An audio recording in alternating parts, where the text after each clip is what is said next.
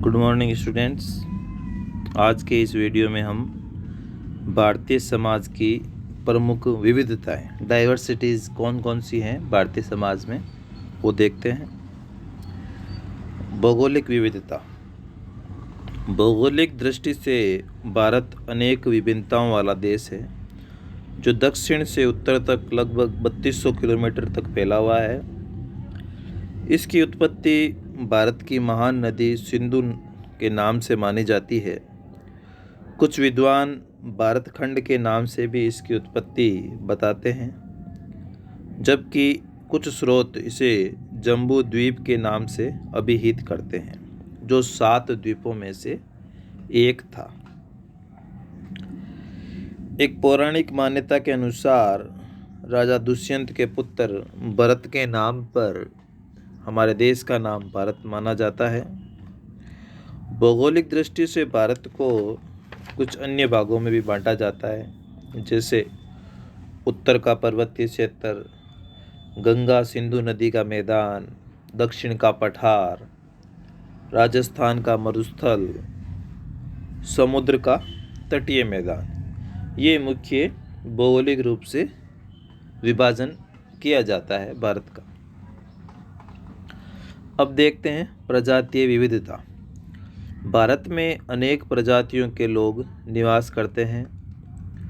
जेस गुरिये ने सांस्कृतिक कार्यों और शारीरिक लक्षण के आधार पर इन प्रजातियों को 5 समूहों में विभाजित किया है: इंडो आर्यन, द्रविड़, पूर्व द्रविड़, मुंडा और मंगोलाइड।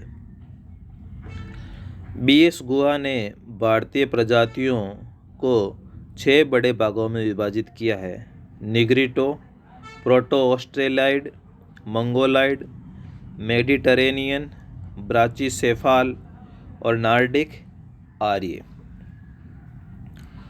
प्रजातियों की विविधता की सविस्तार विवेचना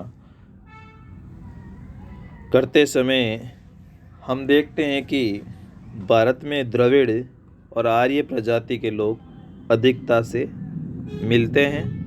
इनके अतिरिक्त मंगोलाइड, ग्रीक, शक, हूण और कुषाण आदि प्रजातियों का यहाँ पर मिश्रण है। संजातीय अथवा नर जाति की विविधता।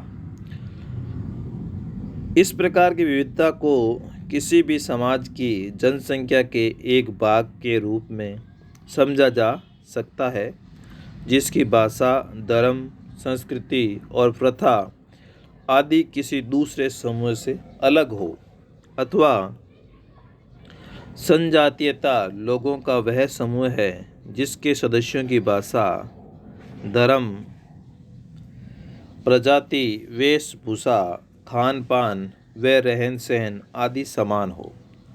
इन समस्त लक्षणों में से कुछ लक्षण ही किसी समूह में पाए जाने पर उस समूह को एक संजाति समूह की संज्ञा दी जा सकती है।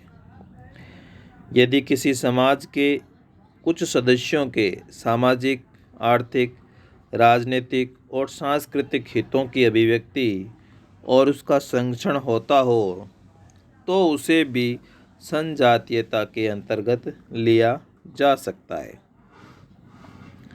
कभी कभी संजातीयता सामाजिक, आर्थिक और राजनीतिक उद्देश्यों की पूर्ति के लिए भी प्रयुक्त होती है।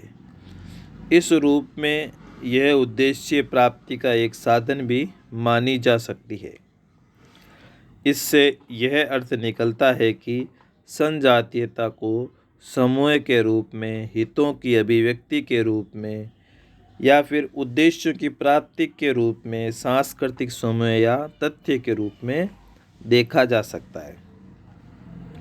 एक संजातीय समूह के लोग परस्पर प्रेम, सहयोग और संगठन की भावना से रहते हैं और दूसरे किसी सजातीय समूह से अपने आप को वो श्रेष्ठ बनाने की या बताने की भावना रखते हैं।